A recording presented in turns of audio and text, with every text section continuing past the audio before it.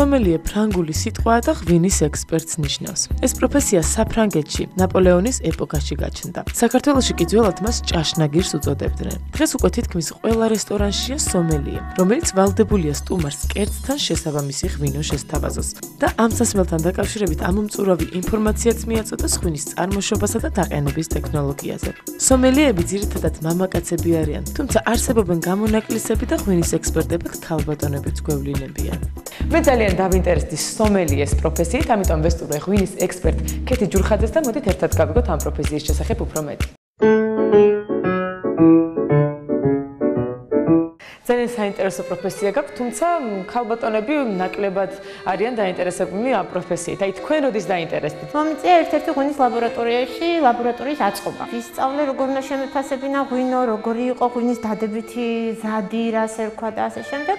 და ამ ინტერესმა იმდენად ჩამithრია და იმდენად შემოყვარა ეს პროფესია, რომ შემდგომ უკვე წავედი აი ამ განხრით. ყოფილა შემთხვევები, როდესაც მე მივსულვარ სტუმართან, ამიხსნია ღვინოზე მისაუბრია, მამაკაცისგან ყოფილა ესეთი რეაქცია, რომ ეხლა შენ რა უნდა მითხრა მე ღვინოზე ისეთი რაც მე არ ვიცი, თუმცა რეალობაში ეს ნამდვილად საინტერესო პროფესიაა. სომელიემ უნდა შეაფასოს რამდენად აკმაყოფილებს ესა თუ ის ღვინო შესაბამისი სახეობისთვის დაწესებულ სტანდარტებს. პროფესიონალ სომელიეს ერთ ჯერზე 70 სახეობის ღვინის დეგუსტირება უნდა შეეძლოს. დაგემოვნების პროცესი კი გარკვეული წესების დაცვით ხდება.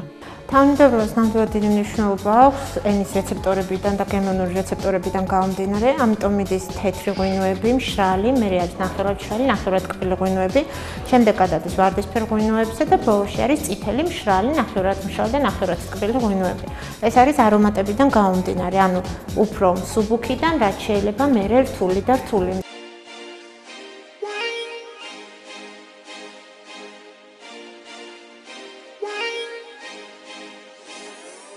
ქართულ ღვინოებში არის ცოცხალი ხილის არომატები, აი თეთრ ღვინოებში არის ესეთი თეთრი ქლიავის, ატმის, ციტრუსის არომატები და შემდეგ უკვე ხდება გემის დამაგემოვნება. ანუ უნდა მოყლუპოთ. შეძლების და გვარად ისე უნდა დალიოთ, რომ მთელი პირის ღრუ მოიცვას. Strawberries, cherries and an angel's kiss in spring.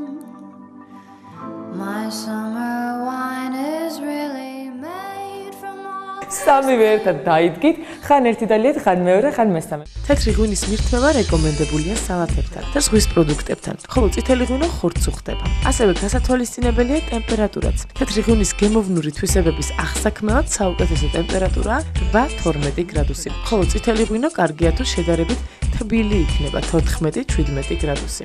სუყე საჭმელთან, ნოყიერ საჭმელთან მიდის ნოყიერი ღვინო, როგორც არის თუნდაც მუყუზანი, თუნდაც საფერავი, მუხაში დაძველებული და მსუბუქ საჭმელებთან, როგორც არის დაუშვათ სალათები, რაც თქვენ ახსენეთ, სწავლოთ წინანდალი, მანავისწვარი, ჩხავერი, ეს არის თხელი, ესეთი მსუბუქი ღვინოები, იმიტომ რომ საკვების მსუბუქია.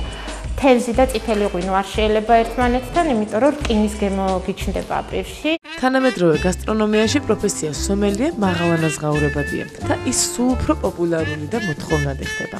თუ არის საქართველოში სასწავლებლები, სადაც სომელიე ისწავლება, სომელიეს პროფესია? კი, სასწავლებელი არის, წელს დაიწყო ოფიციალური მიღება, ადრე ესეთი, ასე რომ ვთქვათ, ოფიციალური სასწავლებელი, რომელიც რამდენიმე ერთწლიანი კურსია შექმნილი უკვე, რამდენიმე პროფესიონალი მუშაობდა, რომ ეს სტანდარტი დაწერილიყო და ყოფილიყო იმისთვის, რომ სომელიე როგორი უნდა ყოფილიყო, რა მოთხოვნები უნდა ქონოდა მას.